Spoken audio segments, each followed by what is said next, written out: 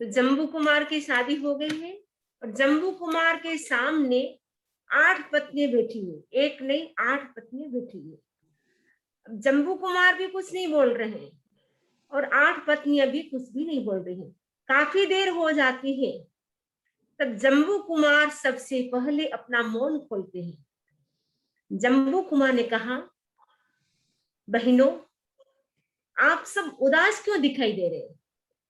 तो 8 पत्नियां मन ही मन सोचती, उदासी का कारण आप ही है। आप दीक्षा की बात कर रहे हैं इसीलिए हम उदास हैं। यदि आप दीक्षा नहीं लेते तो हम उदास क्यों होते? मन ही मन सोच रही है, बोलती कुछ नहीं है। उदासी का कारण आप ही है। जम्बू कुमार को लगा ये कुछ भी नहीं बोल रही है। जम्बू कुमार ने कहा, आप अपने मन की बात बताओ। यदि आप अपनी मन की बात नहीं बताते हैं तो मैं अपने मन की बात बताता हूँ। मेरी मन की बात सुनो। मेरा दृढ़ निश्चय है, दृढ़ संकल्प है, कल सूर्योदय के साथ ही मुझे दीक्षा लेना है, मुझे साधु बनना है। मेरा संकल्प अटूट है। कुछ भी हो जाए मेरा संकल्प विचलित होने वाला नहीं है। आप कान खोल करके सभी बहनों सुन लीजिए। बहनें बोल रहे, पत्नी नहीं बोल रहा। सारे पत्नियों को बोल रहे, आप 8 बहनों आप ध्यान से सुनिए। कल सूर्योदय के साथ ही मैं दीक्षा लेने वाला हूँ। अब आपके मन में क्या बात है, क्या चिंतन है आपका? आप अपनी अपनी बात बताएं, अपना चिंतन बताएं, जिससे मैं आपकी फ्यूचर की जो व्यवस्था है मैं व्यवस्थित ढंग से कर सकूं। जैसे ही ये बात 8 पत्नियों ने सुनी, 8 पत्नियां सोचती हैं, ये बात कैसी कह रहे हैं कि सूर्योदय के साथ में दीक्षा लेने वाला हूँ। आज पहली रात, सुहाग की रात, शादी की रात, कितना आनंद प्रमोद होता है। और आज पहली रात ही हम इतने दुखी हो गए, इतनी वेदना, इतनी पीड़ा, क्योंकि हमारा मन संसार में रहने का है और जम्बू कुमार का मन भोगों से विरक्त है, दीक्षा लेने के लिए तैयार है। अब 8 पत्नियां कहती है, हमारा मन तो संसार में ही रहने का है, हम कोई दीक्षा लेना नहीं चाहती है। सबसे पहली जो पत्नी थी पद्म समुद्रश्री, 8 पत्नियों में एक पत्नी का नाम है समुद्रश्री, तो सबसे ज्येष्ठा थी, यानी एज में सबसे बड़ी थी, इसलिए उसे बड़ा कहा गया। तो समुद्रश्री जी कहती है, अगर आपको दीक्षा ही लेनी थी आपने सगाई क्यों की? आपको सगाई नहीं करनी थी। आपने हमारे साथ धोखा किया है। आप बोल रहे हैं मैंने धोखा नहीं किया है, शादी से पहले मैंने सूचना दे दी थी कि मैं दीक्षा लेने वाला हूँ सूर्योदय के साथ ही, शादी के दूसरे दिन ही। आपने ये बात तो बताई थी, लेकिन जब सगाई की उस समय आपने अपनी बात क्यों नहीं बताई? जम्बू कुमार सोचते हैं, अरे सगाई की बात तो मुझे भी नहीं पता थी कि कब सगाई मेरी होगी। मेरे माता पिता ने सगाई की, मुझे भी नहीं पता थी, क्योंकि वर्तमान समय में तो माता पिता को पता नहीं होता, बच्चे अपने आप कर लेते हैं। लेकिन उस जमाने का समय ऐसा था कि बच्चों को पता नहीं होता था, सगाई हो जाती थी बच्चों की और माता पिता जो पसंद आते उनके साथ सगाई कर लेते थे। तो जम्बू कुमार सोचते, मुझे भी नहीं पता, लेकिन मैं कहूंगा मेरे माता पिता ने भूल की है तो वो अच्छी बात नहीं है, मुझे ऐसा भी नहीं कहना है, लेकिन मुझे संभल करके बात करना है, सोच करके बोलना है। तो जम्बू कुमार कहते हैं, प्रिय बहनों, चलो मैं मानता हूँ मेरी भूल होगी, मैंने आपको नहीं बताया, सगाई मैंने कर ली, क्योंकि यदि सगाई नहीं करता तो कोई झंझट भी नहीं था। बात आपकी सही है, आपको भी कोई समस्या नहीं होती, मुझे भी कोई समस्या नहीं होती। सगाई कर ली, शादी कर ली, इसलिए आपको भी समस्या हो रही है, मुझे भी समस्या हो रही है कि 8 को छोड़ करके जाना है, लेकिन उनकी व्यवस्था भी करनी चाहिए, ये मुझे भी सोचना है।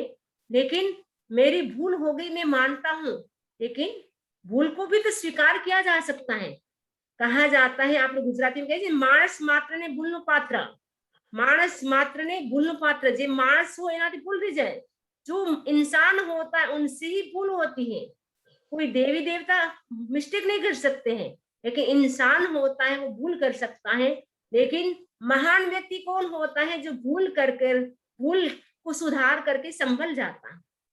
तो जम्बू कुमार कहते हैं कि मैंने भूल की है, मिस्टेक की है, उसको भी तो सुधारा जा सकता है।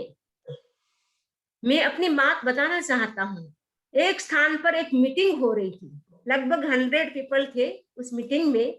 एक लड़की थी, उसके पास बहुत ही सुंदर रुमाल था, लेकिन अचानक क्या होता है, उसके रुमाल पर किसी के हाथ से इंक गिर जाती है, स्याही गिर जाती है। स्याही का इतना बड़ा धब्बा हो जाता है जिससे वो लड़की रोने लगती है। जो मीटिंग थी वो सारी भंग हो जाती है, क्योंकि रोने की आवाज होने से सारे लोग उठ उठ करके आते, अरे क्या हुआ क्या हुआ, सब पूछने लगते हैं। उसने कहा मेरा इतना नया रुमाल था, आज पहली बार मैं लेके आई थी, उस रुमाल पे स्याही गिर गई है जिससे इतना बड़ा धब्बा हो गया, मेरा रुमाल खराब हो गया। वहां एक कलाकार था, डिजाइनर, जानने वाला, डिजाइन को करने वाला था। उसने कहा तेरा रुमाल मुझे दे दो। उसने रुमाल ले लिया और एक पेन हाथ में ली, जहां धब्बा था उसके ऊपर ऐसी ड्राइंग कर देता है। ड्राइंग करने के बाद उस रुमाल को वापस लड़की को दे दिया। जैसे ही लड़की ने देखा, अरे कितनी सुंदर डिजाइन कर दी है, वो नाचने लगी, बहुत खुश होती है। जैसे किसी ने भूल कर दी, डब्बा स्याही लगी, डब्बा हो गया, लेकिन उस भूल को सुधार दिया। वैसे ही मैंने भूल की है कि मैंने सगाई की लेकिन आपको सूचित नहीं किया, लेकिन उस भूल को भी सुधारा जा सकता है। तो 8 पत्नियों एक स्वर में बोलती हैं, आपकी भूल तब सुधरेगी, हम तब मानेंगे कि आपकी भूल सुधर चुकी है, जब परस्पर में हमारा विश्वास होना चाहिए, एक दूसरे के प्रति हमारा विश्वास होना चाहिए। दूसरी बात है, जो भी हम कहे हमारी बात आप सुने ध्यान से, उसके बाद उसको स्वीकार करें, तब हम मानेंगे आपकी भूल सुधर गई है। केवल आप बोलते रहते हैं लेकिन करते कुछ नहीं है, तो उससे हम नहीं मानेंगे आपकी भूल सुधरी है। लेकिन आपकी भूल तब सुधरेगी जब आप हमारी बातों को ध्यान से सुनेंगे। तो जम्बू कुमार कहते हैं, बताओ तुम्हारी क्या बातें हैं, मैं तुम्हारी बातें भी ध्यान से सुनने के लिए तैयार हूँ। क्योंकि जम्बू कुमार के पास क्या था, सम्यक्त था, उनका दृष्टिकोण पॉजिटिव था, उनका एटीट्यूड पॉजिटिव था। जिस व्यक्ति का एटीट्यूड पॉजिटिव होता है, वो कैसी भी स्थिति हो उसमें भी वो अपना बैलेंस रखता है, इनबैलेंस नहीं होता है। हमारे सामने थोड़ी प्रतिकूल परिस्थिति आती है, हमारा बैलेंस बिगड़ जाता है, लेकिन जिस व्यक्ति के पास सम्यक तो होता है, उस व्यक्ति का बैलेंस नहीं बिगड़ता है। तो जम्बू कुमार के सामने 8 पत्नी इतनी जोर से सब बोल रही है, लेकिन जम्बू कुमार आराम से सुनने के लिए तैयार है। आप जो भी बोलो, आपके मन में जो जो बातें हो सब बोलो, खुला है स्टेज, आप बोल सकते हैं। किसी के मन में कुछ भी है, कुछ भी मन में मत रखो, जो भी मन में है वो सब बातें मुझे बताओ। तब समुद्र से कहती है कि आपने शादी की और अब हम आपके पीछे आए हैं, आप हमें इस प्रकार छोड़ करके जाएंगे, क्या ये आपका अच्छा तरीका है? बिल्कुल भी आपकी अच्छी बात नहीं है। इस प्रकार किसी के साथ शादी करके छोड़ करके जाना वो अच्छी बात नहीं है। अभी भी आप सोच सकते हैं, अभी कुछ नहीं बिगड़ा है, सूर्योदय तो बाद में होने वाला है, अभी तो पूरी रात पड़ी है, अभी तो रात की 8 बजे का टाइम हुआ है, पूरी रात है। अभी भी सोच ली आपको दीक्षा नहीं लेना है। अगर आप दीक्षा लेंगे तो आपको पश्चाताप करना पड़ेगा, क्योंकि जो व्यक्ति नीतिकार में भी कहा गया है, सहसा विददित मा पूजम, कोई भी काम बिना सोचे बिना समझे हमें नहीं करना चाहिए। जो व्यक्ति बिना सोचे बिना समझे काम करता है उसको पश्चाताप करना पड़ता है। इसीलिए नीतिकार भी यही कहते, जो भी हम काम करें, जो भी हम प्लानिंग बनाए, पहले हमें सोचना चाहिए, समझना चाहिए, उसके बाद ही हम प्लानिंग बनाए। प्लानिंग तो बड़ी बड़ी बना लेते हैं, लेकिन आगे पीछे कुछ भी सोच करके नहीं बनाते हैं, तो वो प्लानिंग भी फेल हो जाती है।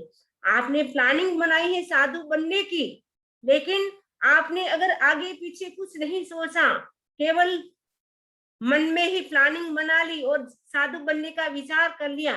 लेकिन साधु जीवन कोई नानी का घर नहीं है। साधु जीवन में कितनी कितनी कठिनाइयां आएगी, क्या आपको पता है? क्या आपने अपने आप को तोल लिया? आठों पत्नी जोर से बोलती है, इतना बुलंदी के साथ बोलती है, क्योंकि जम्बू कुमार तो अकेले हैं, इधर 8 पत्नियां हैं। फिर भी जम्बू कुमार 8 पत्नियों के इतनी बातें सुनते हैं, फिर भी उनका मन पिघलता नहीं है।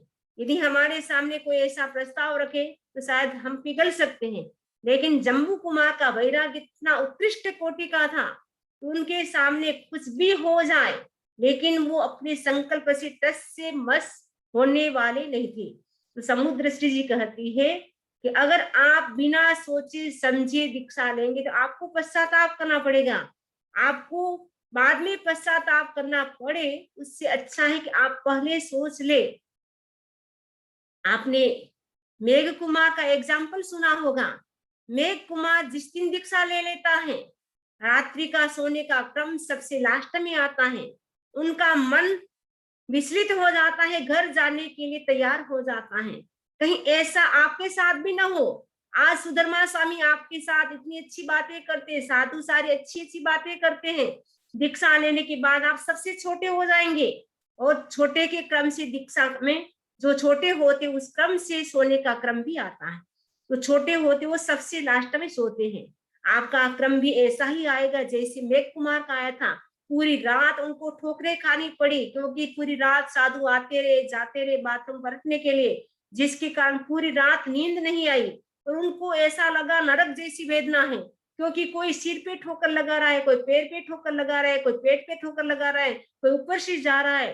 पूरी रात उनको ऐसी लगा कि जैसे कोई नारकी की वेदना हो। सुबह तो होते ही मैं भगवान महास्वामी के पास जाऊंगा और उनको रजोहरण पात्र दे दूंगा और मैं घर चला जाऊंगा, ऐसा वो संकल्प कर लेते हैं। तो मेघ कुमार जैसे दीक्षा लेते ही विचलित हो जाता है। उनको महर्षि स्वामी ने संभाल लिया, लेकिन आपको कौन संभालेगा? कोई जरूर नहीं सुधर्मा स्वामी आपको दीक्षा दे, आपको कोई संभाले, कोई जरूरी है। सब स्वार्थी होती है दुनिया। जब तक आपने दीक्षा नहीं ली है तब तक आपको जम्बू जम्बू सब कर रहे हैं, आपसे सब मीठा मीठा बोल रहे हैं, लेकिन दीक्षा लेने के बाद पता नहीं आपकी बात सुनेंगे या नहीं, आपका ध्यान रखेंगे या नहीं। यह बात भी है। दूसरी बात, आपका शरीर इतना कोमल है, साधु के कष्टों को सहने योग्य नहीं है। मुझे लगता है कि आप बड़े घराने में जन्मे हैं, लेकिन आपकी बुद्धि कम है, आपने पढ़ाई नहीं की है। क्योंकि कहा जाता था पहले के जमाने में जो बड़े सेठ के लोग होते थे, बड़े सेठ के बेटे होते थे, वो पढ़ाई नहीं करते थे, क्योंकि लाड प्यार में वो उछलते थे। बड़े होते थे लाड प्यार में। लगता है आप लाड प्यार में बड़े हुए हैं, आपने पढ़ाई नहीं की है, इसलिए आप में समझ कम है, इसलिए आप हमारी बातें नहीं मान रहे हैं। आप पढ़े लिखे नहीं, कोई बात नहीं, लेकिन अभी भी हम जो बात बता रहे हैं उसको समझने की कोशिश करो, वरना आपको वैसे ही पश्चाताप करना पड़ेगा जैसा एक किसान को करना पड़ा था। जम्बू कुमार कहते हैं वो किसान कौन था, उनको कैसे पश्चाताप करना पड़ा। तब समुद्रश्री कहती है एक किसान था राजस्थान में रहने वाला। तो राजस्थान में आप जानते हैं जो किसान होते हैं वो खेती बाड़ी करते हैं। वर्तमान समय में तो किसान भी जॉब करते होंगे, लेकिन उस समय में यह था जो किसान होता वो खेती बाड़ी करता, जो दर्जी होता वो सिलाई करता। वर्तमान समय में स्थिति अलग हो गई है। तो किसान था वो राजस्थान में खेती बाड़ी करता था, उसका ससुराल मेवाड़ में था। वो ससुराल जाता है, ससुराल में जब जमाई आता है तो उनको स्वादिष्ट भोजन कराए जाते हैं, मिठाई खिलाई जाती है, लड्डू खिलाए जाते हैं, पेड़ा खिलाया जाता है, मीठे मीठे टेस्टी टेस्टी उनको भोजन करवाया जाता है। उस किसान को भी टेस्टी टेस्टी भोजन करवाए गए। किसान ने पूछा, अरे आपके गांव में इतने मीठे मीठे भोजन कैसे होते हैं? आप लोग क्या करते हो खेती, जिससे आपके घर में इतने टेस्टी स्वादिष्ट भोजन होता है? उनके साले जी ने कहा कि हमारे यहाँ गन्ने की खेती होती है, गन्ना, इक्षु, इक्षु रस होता है, इक्षु रस गन्ने का जो पारणा करते हैं। अक्षय तृतीया के दिन भगवान ऋषभ ने पारणा किया था, गन्ने के रस से, इक्षु रस से पारणा किया था। उस किसान ने कहा उसके साले ने कहा कि हम यहाँ पे गन्ने की खेती करते हैं।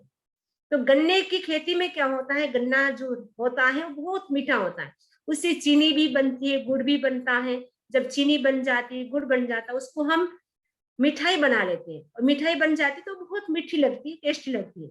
अच्छा, ये बीज हमें कहाँ मिलेगा? हमारे पास ही है। उसने कहा मैं खरीदना चाहता हूँ, आप देंगे क्या? हाँ, आप ले जा सकते हैं। अब मैं भी क्या करूंगा, अपने गांव जा करके गन्ने की खेती करूंगा, इक्षुरस की खेती करूंगा।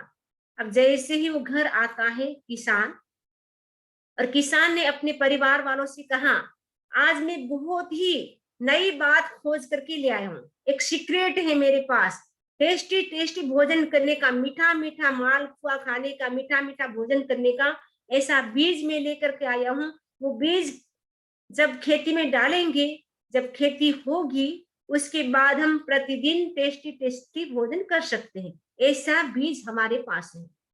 तो घर वालों ने कहा, अभी तो बाजरी गेहूं जो आपने बोए थे वो खेती एकदम पक चुकी है, उसको जब काट लो, जब धान हो जाए, उसके बाद तुम नए बीज बोना। लेकिन एकदम खेती पक चुकी है, अब बस काटने की देरी है। लेकिन बीच में तुम अगर उसको काट करके बीच में ही बीज बो दोगे तो ये खेती बिगड़ जाएगी, पता नहीं तुम्हारी खेती होगी या नहीं, ये भी पता नहीं है। किसान तो एकदम जिद्दी था, उसने कहा मुझे तो कुछ भी हो जाए, मुझे तो टेस्टी भोजन करना है, इसलिए मैं जो बीज लेकर के आया हूँ, मीठे मीठे बीज, उसको मुझे बोना है, और जिससे मैं प्रतिदिन टेस्टी भोजन करूंगा। क्योंकि गन्ने की जो खेती होती है उसमें पानी बहुत चाहिए, और राजस्थान में पता है पानी की बहुत कमी होती, पानी नहीं होता है। घर वाले मना करते हैं कि अपने यहाँ पानी की व्यवस्था नहीं है, बहुत कम पानी है, तो गन्ने की खेती नहीं होगी, तुम हमारी बात मानो। लेकिन किसान नहीं मानता है। बीच में ही सारी जो फसल थी पूरी पक्की ने उससे पहले ही सारी फसल को काट दिया, और गन्ने की जो खेती थी वो बो दी, गन्ने के बीज बो दिए। कुछ दिनों के बाद लगा पानी की कमी हो गई है, गन्ने के जो बीज थे वो सारे के सारे सूख जाते हैं। खेती इधर की भी बिगड़ गई, और इधर गन्ने का जो बीज बोया था वो भी फसल नहीं होती है। अब उस किसान को इतना पश्चाताप होता है कि मुझे घर वालों ने इतना समझाया, फिर भी मैं समझा नहीं। यदि मैं घर वालों की बात मान लेता, आज मुझे पश्चाताप नहीं करना पड़ता। वैसे ही हम अभी आपको कह रहे, हमारी बात को अभी भी सुनो, अभी भी स्वीकार करो। यदि आप हमारी बात नहीं मानोगे, उस किसान को जैसे पश्चाताप करना पड़ा, वैसा पश्चाताप आपको भी करना पड़ेगा। जम्बू कुमार का मन तो अध्यात्म की ओर है, और उनकी जो पत्नियां हैं उनका मन पदार्थ की ओर है, यानी विषय भोग की ओर है, भौतिकता की ओर है। क्योंकि सारे संसार के लोग अनुस्रोत में बहते हैं, यानी जो पांचों इंद्रियों की जो सुख है उसके पीछे भाग रहे हैं। कोई व्यक्ति शब्द के पीछे भाग रहा है, कोई व्यक्ति रूप के पीछे भाग रहा है, कोई व्यक्ति गंध के पीछे भाग रहा है, कोई व्यक्ति टेस्ट के पीछे भाग रहा है, कोई व्यक्ति कोमल स्पर्श के पीछे भाग रहा है। यानी व्यक्ति भाग रहा है पांचों इंद्रियों के सुख के पीछे। और आपको पता है पांचों इंद्रियों के सुख कैसे होते हैं? वो पांचों इंद्रियों के सुख, एक इंद्र का सुख भी यदि भोगता है, उससे भी व्यक्ति को भविष्य में कितने कष्ट सहन करने पड़ते हैं। और पांचों इंद्रियों के विषयों में जो आसक्त होता है, उस व्यक्ति की गति क्या होगी? तो भगवान महावीर स्वामी कहते हैं कि सारा संसार अनुस्रोत में बह रहा है। अनुस्रोत में यानी इंद्रियों के पीछे भाग रहा है। इंद्रियों के पीछे भागने का मतलब है जन्म मरण की परंपरा को बढ़ाना। अनुस्रोत संसार है, यानी जन्म मरण है। प्रतिस्रोत है वो संसार से पार पाना है। तो प्रतिस्रोत में व्यक्ति बहुत कम जाते हैं। अधिकांश व्यक्ति संसार के जो सुख है उसके पीछे ही भाग रहा है, क्योंकि आठों पत्नियां तो संसार के सुख की ओर जाने की कोशिश कर रही हैं, और जम्बू कुमार भोग को छोड़ करके त्याग की ओर जाना चाह रहे हैं। इधर त्याग की बात है, इधर भोग की बात है। ये जम्बू कुमार है वो त्याग की ओर आकर्षित करना चाहते आठों पत्नियों को, और आठों पत्नियां जम्बू कुमार को भोग की ओर आकर्षित करना चाहते हैं। कहा गया, उलेवो होई भोगेशु अभोगी नो लिप्पई। जो व्यक्ति भोगों में लिप्त होता है वह व्यक्ति संसार में अनंत काल तक परिभ्रमण करता रहता है। जो व्यक्ति विरक्त होता है उसका मोक्ष जल्दी होता है। तो जम्बू कुमार विरक्त है, उनके भीतर वैराग्य है। जम्बू कुमार कहते हैं मेरे भीतर इतना वैराग्य है कि मुझे जल्दी से जल्दी आत्मा का साक्षात्कार करना है। अब मैं बंधन में बंधना नहीं चाहता हूं, क्योंकि ये शरीर क्या है, शरीर माहु नावत्ती जीवो उच्च नावियो संसारो अन्नवतो जंग तरंती महेशिनो। शरीर माहु नावत, ये शरीर क्या है, नौका है। शरीर एक नौका है और जीवो क्या है, जीव उच्च नावियो, जीव है नाविक है, आत्मा नाविक है और शरीर नौका है। शरीर माहु नावत्ती जो उच्च नावियो संसारो अन्नवो उत्तो। संसार को क्या कहा गया है, समुद्र कहा गया है। जंग तरंती महेशिनो, जो महर्षि होते हैं जिसकी इच्छा मोक्ष को पाने की होती है वह व्यक्ति संसार को पार कर लेता है। मैं इस शरीर को नौका मानता हूं, इसीलिए मैं बंधना नहीं चाहता हूं, क्योंकि बंधन आखिर बंधन ही होता है। तोते के लिए कहा जाता है तोते को सोने के पिंजरे में भी रखो, उसको मन पसंद जो पदार्थ होते हैं खाने के वो भी खिलाओ, लेकिन तोते को क्या लगता है, सोने का पिंजरा भी बंधन ही लगता है। जहां इसका जन्म हुआ है खुले आकाश में वो वहीं जाना चाहता है, खुले आकाश में ही वो उड़ान भरना चाहता है, वो बंधन में रहना नहीं चाहता है। वैसे ही जम्बू कुमार कहते हैं अपनी पत्नी समुद्र से कि ये शरीर क्या है, एक प्रकार का बंधन है। मैं इस शरीर के बंधन में बंधना नहीं चाहता हूँ, मैं इस शरीर से मुक्त होना चाहता हूँ, क्योंकि जब तक संसार है तब तक शरीर में रहना ही पड़ेगा। तो मैं ऐसे शरीर में रहना नहीं चाहता हूँ, क्योंकि संसार में रहने का मतलब है जन्म मरण। संसार का मतलब क्या है, जहाँ जन्म होता है जब मरण होता है। किसी का जन्म हो रहा है, किसी की मृत्यु हो रही है, इस संसार में यही हो रहा है। कहीं तो जन्म के गीत गाए जा रहे हैं, कहीं मृत्यु की सूचना आ रही है कि अमुक व्यक्ति की मृत्यु हो गई है। तो जन्म और मृत्यु संसार में लगे हुए हैं। यह हमारा जन्म होता है और आगे किसी की मृत्यु हुई तो यह जन्म हो गया, यह मृत्यु होगी तो आगे जन्म हो रहा है। जन्म और मृत्यु ये निरंतर संसार में चलते रहते हैं। तो मैं जन्म मरण से हमेशा के लिए मुक्त होना चाहता हूँ, आत्मा का साक्षात्कार करना चाहता हूँ, केवल ज्ञान को प्राप्त करना चाहता हूँ। अब मैं बार बार जन्म मरण करना नहीं चाहता हूँ। मैं जन्म मरण करते करते थक चुका हूँ, क्योंकि जम्बू कुमार के पास जाति स्मृति ज्ञान था, जाति स्मृति ज्ञान था, इसीलिए उनको पता चल गया कि मैंने इतने इतने जन्म किए हैं, कैसे कैसे जन्म किए, कैसे कैसे मैंने मरण किए हैं, सब उनको पता चल गया। हमारे पास जाति स्मृति ज्ञान नहीं, इसलिए हमें पता नहीं है। हमको लगता बस हमारा पहला जन्म है, तो हमें लगता है कि हम तो हमेशा यही रहने वाले हैं, मरने वाले तो कोई और होगा। पूछा गया सबसे बड़ा आश्चर्य क्या, युधिष्ठिर ने पूछा। कृष्ण जी ने कहा अहनि अहनि भूतानि गच्छन्ति यम मंदिरे शेषा जीवितुमिच्छन्ति किम आश्चर्य मतः परम। प्रतिदिन अनेक लोग मृत्यु के मुख में जा रहे हैं। इस कोरोना काल में तो बहुत ज्यादा ही हम एवरी डे सुनते रहते हैं अमुक लोगों की कोरोना से मृत्यु हो गई, कितने लोगों की मृत्यु हो रही है। उनकी मृत्यु को सुन करके भी हमारा मन वैराग्य से नहीं भरता है। हम ये नहीं सोचते हैं कि हमारी भी एक दिन मृत्यु होने वाली है। हम क्या सोचते हैं, मरने वाले कोई दूसरे हैं, हमारी तो हमेशा पूजा होगी, हमेशा हम अमर रहेंगे। लेकिन अमर पट्टा हम कोई भी लिखा करके नहीं लाए हैं। इस पांचवें आर्य का जीव हाईएस्ट कितना जी सकता है, आप बता सकते हैं हाईएस्ट हमारी उम्र कितनी हो सकती है? 120 साल हाईएस्ट हो सकता है। उसके बाद तो हमें यहाँ से जाना ही होगा।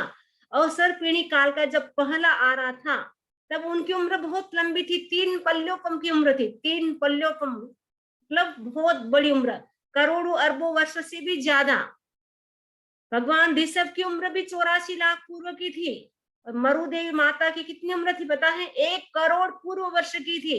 इतनी बड़ी उम्र थी, वो भी समाप्त तो हो चुकी। हमारी उम्र तो कितनी छोटी है, कब समाप्त हो जाएगी पता ही नहीं चलेगा।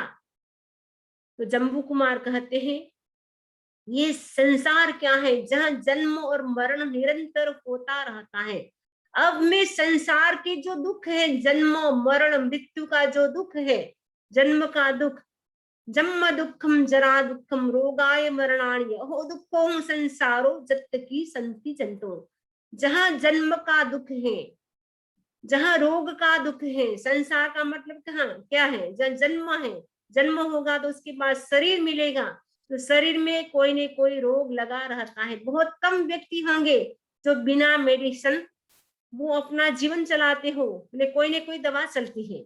शरीर में कोई न कोई रोग है, किसी को डायबिटीज का है, किसी को हाई ब्लड प्रेशर है, किसी को कुछ है, किसी को कुछ है।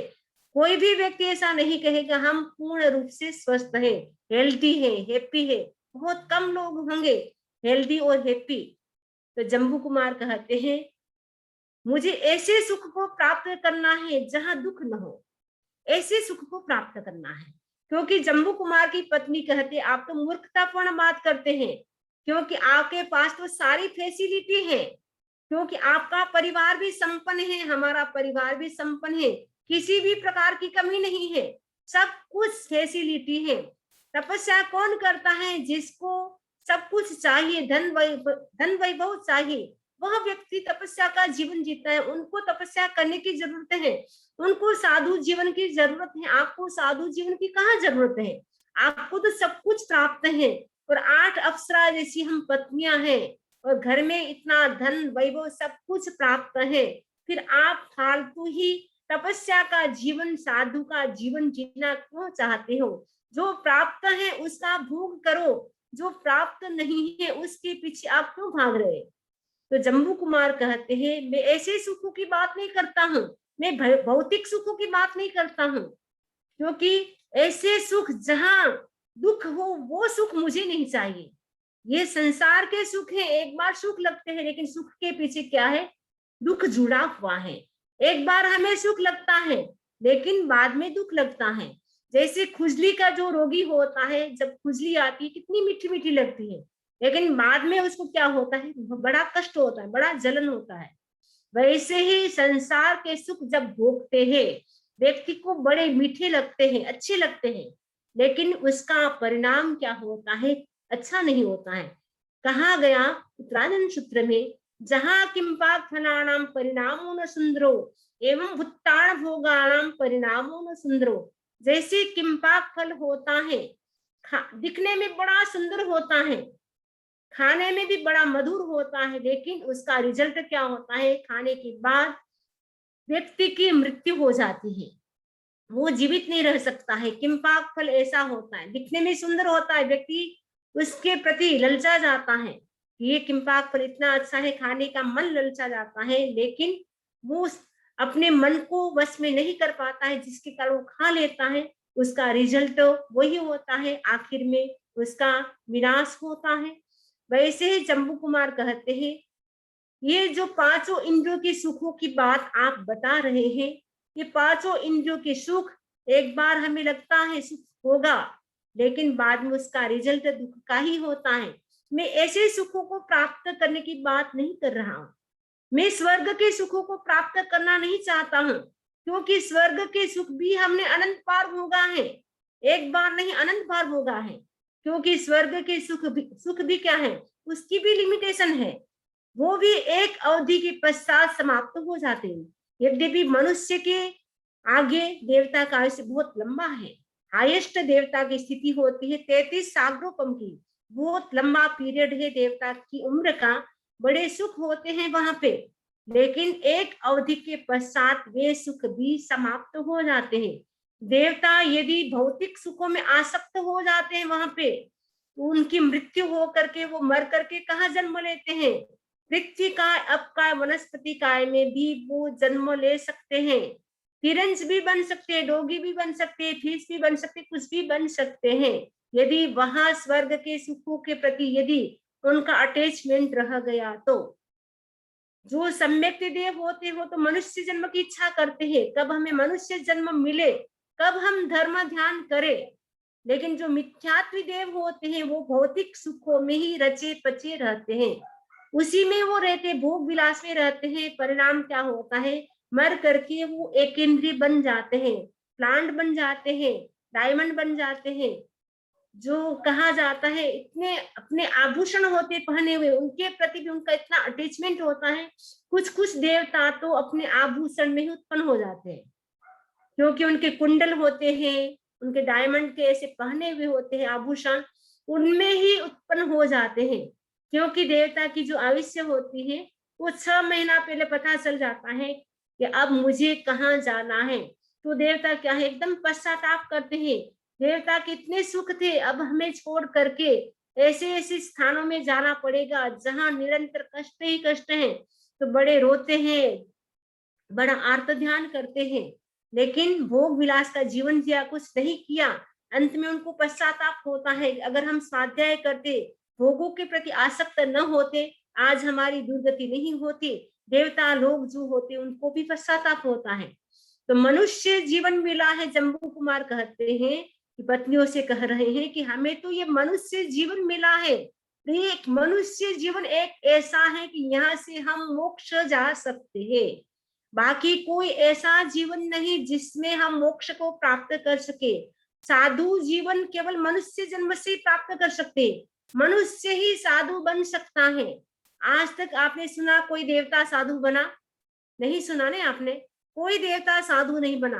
देवता के पास रिद्धि सिद्धि बहुत होती है, लेकिन देवता में ये क्षमता नहीं कि साधु बन सके। साधु तो बात दूर, देवता श्रावक भी नहीं बन सकता है। आप तो कम से कम श्रावक तो हैं, देवता श्रावक भी नहीं बन सकता है। 12 व्रती श्रावक भी नहीं बन सकता है। आप तो शायद 12 व्रती श्राविका श्रावक होंगे।